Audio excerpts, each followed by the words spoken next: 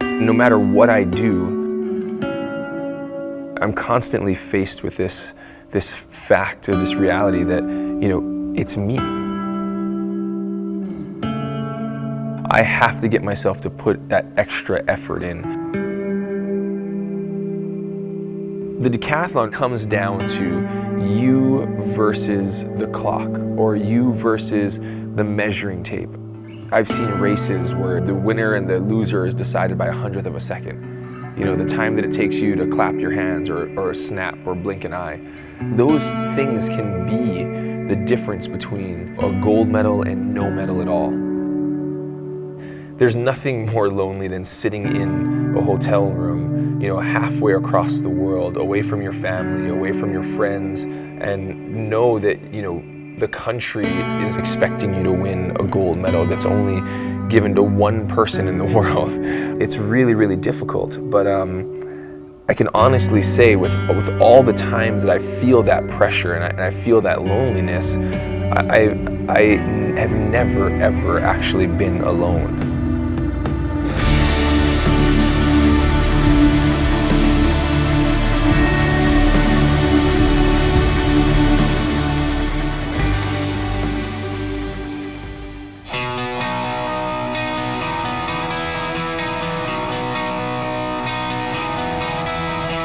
It's 2012, of course. It's an Olympic year again, and my goal is to make the Olympic team again and to try to go out and win a third medal. Nobody's ever won 3 medals in terms of the decathlete. It would be the first time in history it's ever been done. You're talking a 12-year career of being at the top. It is not an easy task. The track, it really has become my sanctuary. You look at the hills that are behind there, and you look at the track, and you know what's coming. You know that it's about to get rough. You're about to have to run this workout and just absolutely kill yourself. But there's just something about it, that you look forward to, and you're like, okay, we're gonna get this done today. Ready? Go.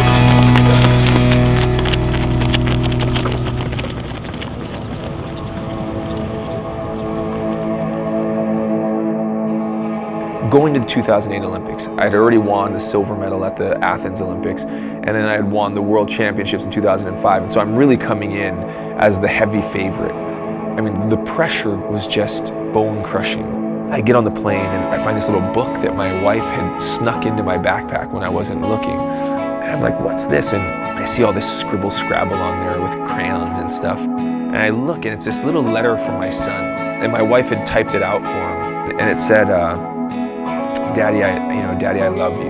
And then there was a little verse, the Lord is my helper and my strength, and I will not be afraid. I took that one line, I will not be afraid, I took that with me through the entire time that I was in Beijing. And it really is what got me through that whole process. I can if you won't let go, but it's alright. When I had first won the gold medal, the second I stepped over the line, I had this slideshow of my life, the highs and the lows, and I mean just everything just kind of went through my head, and it was all kind of in fast forward, and then it would just stop on a specific moment.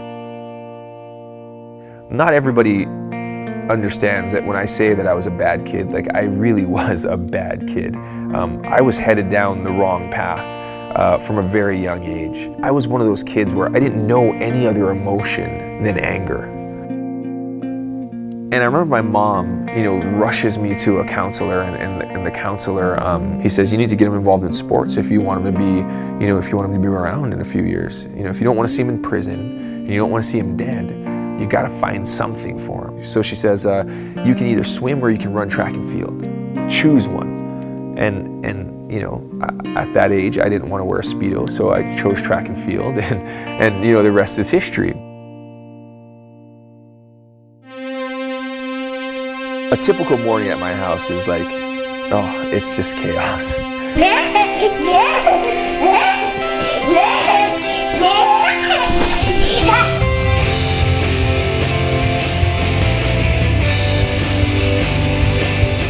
my family and my kids, they're one of my biggest strengths.